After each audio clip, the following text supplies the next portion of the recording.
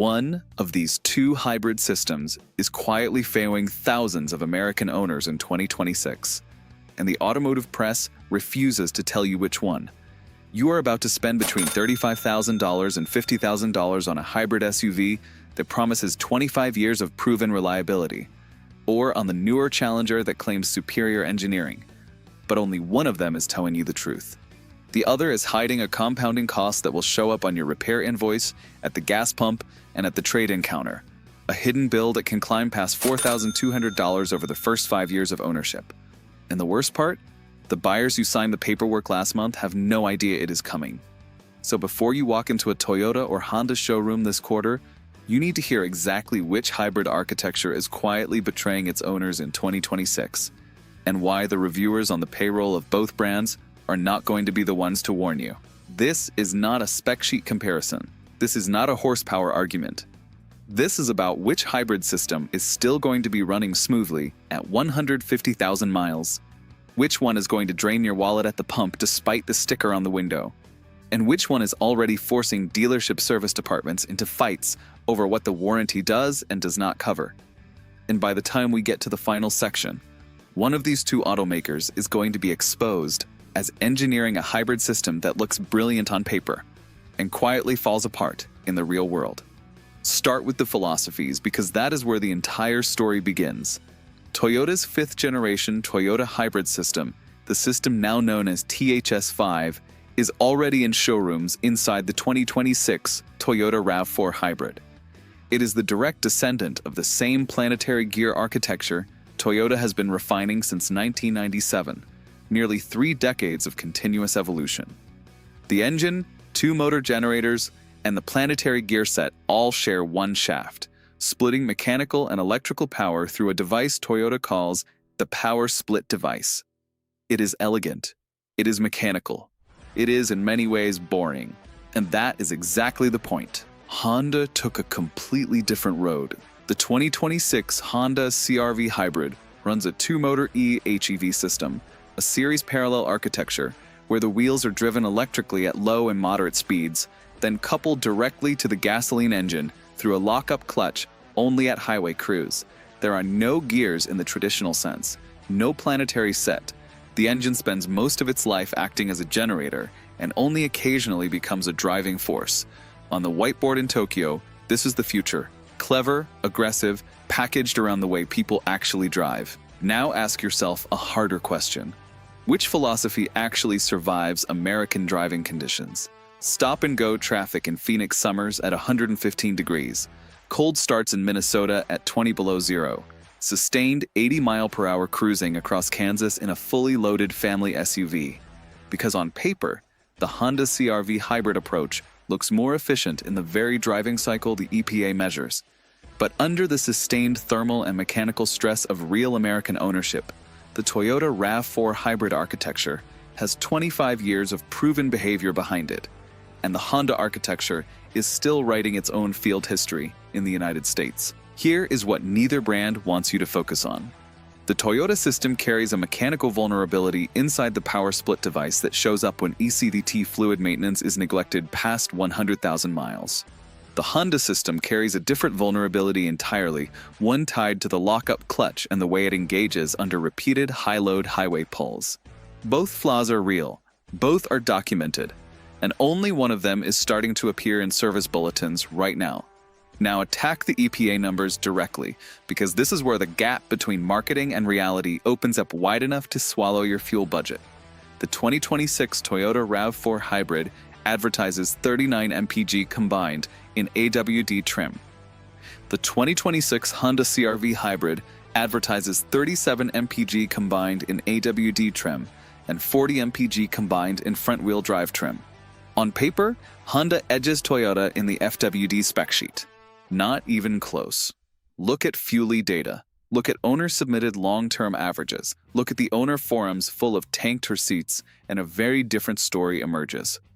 Toyota RAV4 hybrid owners in mixed driving conditions consistently report averages within 1 to 2 miles per gallon of the EPA figure, sometimes exceeding it in gentle suburban driving.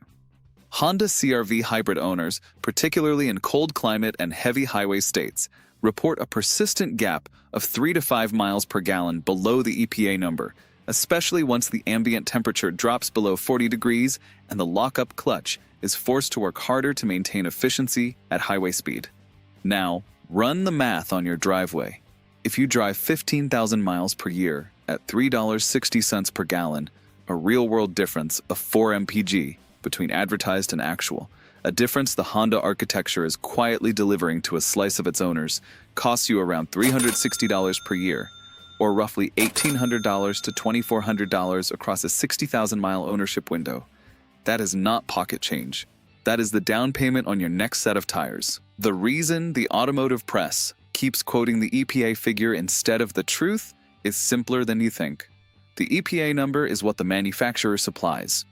The real-world number is what forces a magazine to say something unflattering about a car whose advertising budget pays their bills. So who consistently underdelivers in 2026? The public data says the Honda CR-V Hybrid, in cold climate and highway-heavy use, is the one falling short of the sticker. The Toyota RAV4 Hybrid is the one whose owners generally get what they were promised, and that gap compounds every time you fill the tank. Now feel the difference under your right foot, because a hybrid system is not just an efficiency calculator. It is a driving experience you are going to live with for the next 5 to 7 years. The Toyota RAV4 Hybrid delivers its 226 horsepower in front-wheel drive form and 236 horsepower in all-wheel drive form through the classic eCVT drone, that flat rubber band pull the Toyota owners have either learned to accept or come to hate. There's no simulated gear shift. There's no drama. Just steady forward motion. The Honda CR-V Hybrid delivers its 204 combined horsepower through a completely different feel. The two-motor system now includes simulated gear steps, so under hard acceleration, the engine note actually rises and falls the way a conventional automatic would. It feels more like a car. It hides the hybrid math. And for a lot of test drive buyers, that is exactly what sells the vehicle in the first 20 minutes behind the wheel. But now, put both of them in the scenarios that actually matter. Merging onto a busy interstate with 3 kids and a week of luggage, passing a semi-truck on a 2-lane road with an oncoming vehicle 12 seconds away, climbing an on-ramp at Colorado altitude at 75 miles per hour while the ambient air is thinner than at sea level. In those 3 scenarios, the horsepower advantage of the Toyota RAV4 Hybrid, up to 32 more horses than the Honda CR-V Hybrid in AWD trim, is not marketing fluff. It is the difference between a confident pass and a nervous one. Tilling tells the same story. The 2026 Toyota RAV4 Hybrid is rated for 1,750 pounds in most trims. The 2026 Honda CR-V Hybrid is rated for 1,000 pounds. If your life includes a small camper, a utility trailer, or a pair of jet skis, one of these hybrids is doing a job the other is quietly refusing to do, and only one of them will do it without punishing the powertrain. Now compare the way each vehicle sends power to the rear wheels, because this is where the marketing brochures stop being useful and the physics take over. The Toyota RAV4 Hybrid uses an electronic on-demand AWD system, a dedicated rear electric motor that operates independently of the front powertrain. There is no drive shaft running down the length of the vehicle. When a system detects wheel slip, the rear motor engages in milliseconds, sending torque directly to the rear axle without waiting for a hydraulic clutch to close. The Honda CR-V Hybrid uses real-time AWD, a mechanical drive shaft with a hydraulic clutch pack at the rear axle. When the front wheels start to slip, the system reads the input, calculates the response, and engages the clutch. It works. It has worked for years, but it engages a fraction of a second slower than the Toyota electronic system. Now put yourself in the exact moment when that fraction of a second matters. You are turning left across a wet intersection in a Chicago November. Your front tires hit a slick of leaves and water. The Toyota rear motor is already sending torque before your brain has finished processing what happened. The Honda hydraulic system is roughly 200 milliseconds behind, still calculating. 200 milliseconds is enough distance for the rear end to begin its rotation. In dry conditions, neither system feels different. In snow, ice, wet gravel, or a mid-corner surprise on a rural road at night, the difference is measurable. And owners in the Midwest and Mountain West are already reporting it in owner forums, not in magazine reviews. This is not a spec sheet issue. This is a safety issue in the exact conditions where AWD is the reason you bought the SUV in the first place. And one of these two systems handles that November intersection with a shrug. Now walk into the section that ultimately determines which hybrid you should buy, because horsepower and MPG are the sales pitch. But the repair bill in year 7 is what actually determines whether you made a smart choice or a costly one. Consumer Reports has ranked the Toyota RAV4 Hybrid among the most reliable compact SUVs on the market for the last 5 model years, with the hybrid powertrain specifically rated above average across the board.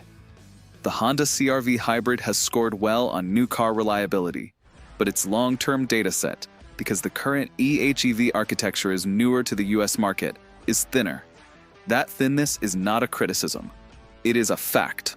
And it matters when you are trying to predict what the vehicle will cost you at 120,000 miles. Now look at what actually breaks. On the Toyota side, the documented long-term issues center on the hybrid inverter, the component that converts DC battery power to the AC that drives the motors. A failed inverter out of warranty costs between $3,000 and $4,500 to replace, parts and labor. It is not common, but it is the #1 large-ticket Toyota hybrid failure across the last decade of Toyota Prius, Toyota Camry Hybrid, and Toyota RAV4 Hybrid ownership. On the Honda side, the emerging concerns are different. Early field reports on the two-motor eHEV system include isolated issues with the lock-up clutch assembly under sustained high-load driving, and with the DC-DC converter that manages 12-volt system voltage. An out-of-warranty repair on either of those components lands between $2,800 and $5,500, and independent shops in some markets are still learning how to service the newer architecture, meaning your only real option in year 8 is the Honda dealership, at Honda dealership labor rates. That is the fear you carry into a $40,000 purchase decision. Buying the wrong hybrid in 2026 does not just mean a few extra dollars at the pump. It means the possibility of a 5-figure repair sequence somewhere between year 7 and year 10. And the mechanic community, the ones who have been under both cars for a decade, quietly gravitate toward the platform they already know how to fix. The batteries are where the marketing gets slippery, because both brands use similar language and mean completely different things.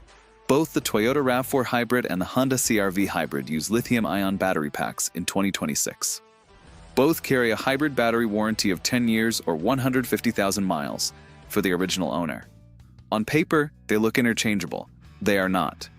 Toyota's battery management system is the 5th generation of the technology the company has been refining since the first Toyota Prius launched. And its thermal management strategy is conservative.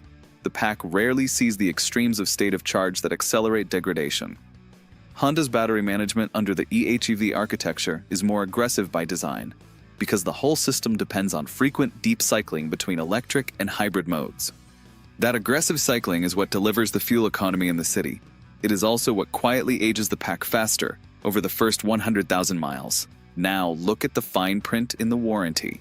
Both brands exclude damage from collision, from unauthorized modification, and this is the one that catches owners from failure to perform recommended cooling system maintenance. Skip a cool-it service on the hybrid battery loop, and you may be paying for the replacement out of pocket. Out of pocket in 2026 for a full hybrid battery replacement, parts and labor, runs between $2,800 and $4,800 on the Toyota RAV4 Hybrid, and between $3,200 and $5,400 on the Honda CR-V Hybrid, depending on region and shop. And a hybrid with a suspect battery loses value fast. Year 7 and Year 8 are where the resale curve turns sharply downward. The buyer at the used car lot in 2033 is going to ask one question: how healthy is the battery? And the answer determines whether you walk away with $18,000 in your hand or $12,000. Which brings you to the money. Because a hybrid is not a purchase, it is a 5-year financial position. And the math either rewards you or punishes you long after the excitement of the test drive wears off. The 2026 Toyota RAV4 Hybrid carries an MSRP that starts around $34,000 for the LE trim and climbs past $42,000 for a well-optioned Limited. The 2026 Honda CR-V Hybrid opens around $35,000 for the Sport Hybrid and climbs past $41,000 for the Sport Touring. On the sticker, they look nearly identical. At the dealership, the story diverges instantly. Toyota RAV4 hybrid inventory is still in many markets thin, and dealers are still asking $1,500 to $3,000 above MSRP for AWD trims, on top of accessory packages you did not order. Honda CR-V hybrid inventory is healthier in most regions, meaning you can often walk out at MSRP or with a modest discount, and the negotiation itself is less painful. But now, fast forward 5 years. KBB and Edmunds residual data on the Toyota RAV4 hybrid consistently place it among the top compact SUVs for resale value, retaining roughly 60 to 65% of MSRP after 5 years and 60,000 miles.